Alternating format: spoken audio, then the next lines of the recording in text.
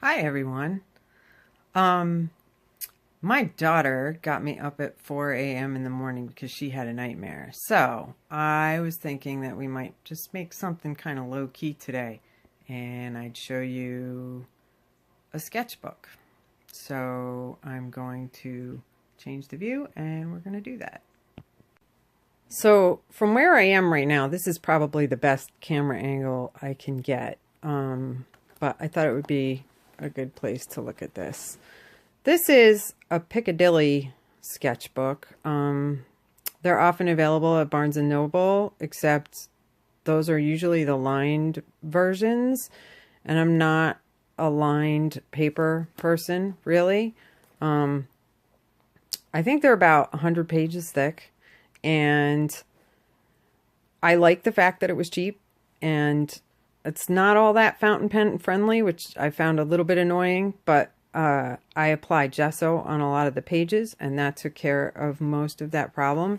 I love the strap here that goes around this, and even though my cat occasionally chews it and I got paint on it, I really like this thing too.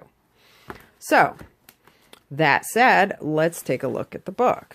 This part is my name, so we'll just cover that. This is the first page. It used to open almost all the way, and then it turned into a greeting card for a friend, so I ended up cutting half of that off. But it was kind of cool that I was able to do that. And this sketchbook kind of evolved as a way of coping with what I would describe as artist's block. So what I decided to do was just write grocery lists and all the unimportant things of the world that I needed to do on sheets of paper and then gesso over it. So I had some kind of background at least. And if you're writing on a grocery list, there's just no way you can't draw. You're not going to feel like you're wrecking a clean piece of paper. So the fact that the sketchbook was cheap and the fact that I wrote grocery lists out on it first, enabled me to kind of get over this artist block thing I went through a little while ago. So that was cool. And I worked these drawings in stages. I was talking to another woman who does a YouTube channel, Cyan Ink, and she was saying how she likes to complete a drawing in one sitting. And I was thinking about it, and I was like, because of this artist block, I think it's easier for me to go back and work if I have something there already. And we all have our different styles of working, and they're all equally awesome, which is the neat thing about multiple artists in the world.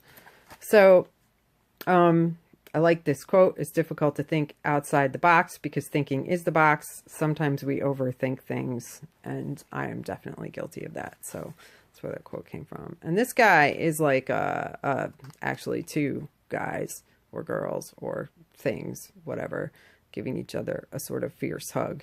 And that kind of just sprang out of nowhere. And I drew it first, I think, with a fountain pen.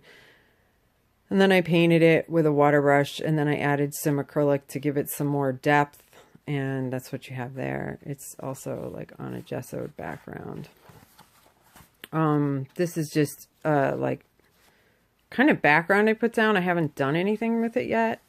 This was again a list of things I needed to do, and this here is kind of a tree that sort of evolved around the list, which makes it kind of fun. I don't know if I'm going to take that further or eliminate the list. I'm not sure what I'll do with that, but this is a page that my daughter and I worked on together. We did an upside down and right side up flower because she was across the table from me at the time, I think.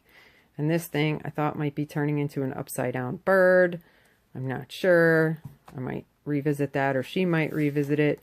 And this was I was just thinking about water and all the things that water does for us. And has a little bit of glare on it because I use these acrylic inks right here, which I can show you.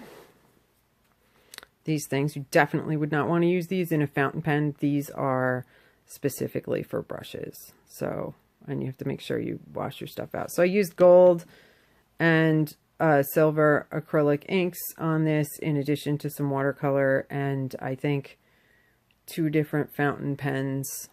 I think that was a calligraphy pen there. And I mean, I may end up going back and visiting this again because sometimes I do that.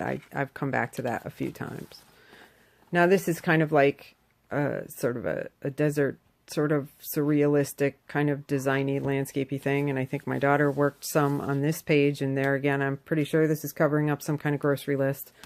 But that's to me, that's what makes it easy to work on. And then this again, this is like, I put background on this from some kind of stencil or something. And then I just took some wrapping paper and put it on here like tissue paper. And then this is, like just a quote that's kind of blurry. And then over here, I skipped a page because there's some sentiments in there that aren't like, you know, there's some profanity or whatever, maybe a little violence, I'm not sure. But anyway, it's not G-rated.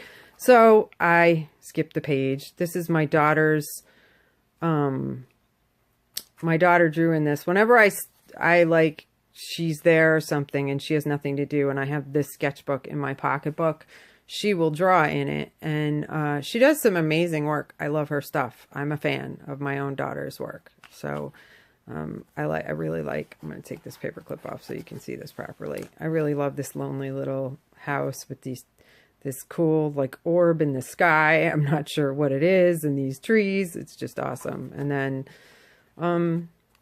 so that's pretty much that.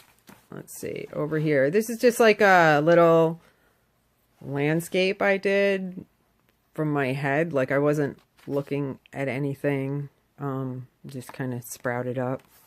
And there again, this is a bunch of grocery lists and lists of things and all that kind of stuff that will be painted over. And this is like kind of a cliff dwelling. Like I've been fascinated by the cliff dwellings ever since I saw them in Colorado there. And like right now, I guess the people were Anasazi, cliff dwellers, or maybe Pueblo, I'm not sure. Somebody can tell me in the comments if they know. But anyway, like I design homes, and I constantly inventing homes and cliffs. It's sort of like a theme of mine. And so I'm talking to my daughter, and like I was just drawing as I was talking, and I'm like, what do you think that is? And she's like, it's a Stegocentopedosaurus. So that's what we put down there. And then there's a lot of like lists that I haven't caught up to. This is, like sometimes you just write things like that I'm thinking, like it would be fun to have a store called Curiosity and sell things I make. This is J. Herbin ink. And I mean, this is just a drawing I did with the J. Herbin ink to like, in a calligraphy pen to sort of get the feel of the ink. And I left that the way it is. Again, there's like a lot more of these. Oh yeah, this is a good page here. This is my dog. I'm not done with that yet. That's just kind of like I laid out the groundwork for him. But, and this is, it's sort of turning into like a steampunk future city. And then on this side, it's like landscape saving the world before breakfast thing. And I may join the two together. Depends what happens to my brain when I start working on this page again. And this is just a background, and I keep layering things onto things and creating backgrounds. That way, oh, that has a nasty word. And this says, Moe likes food. That's the name of my dog. So I was drawing that at some point.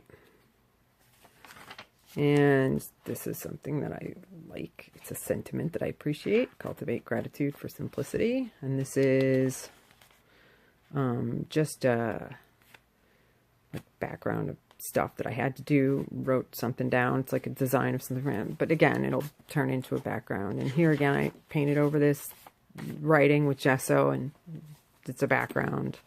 And then this is like, I don't know, just a list of things I have to do, and like the garbage and all this kind of stuff. And I made a steampunk character, and that's a gothic flower there that I just kind of popped into my head. And then Robin saw that, and she did this for Valentine's Day. And most of this is already not like anything. Here we have like, this is just like something that just kind of popped out of my head, and I just started doing it.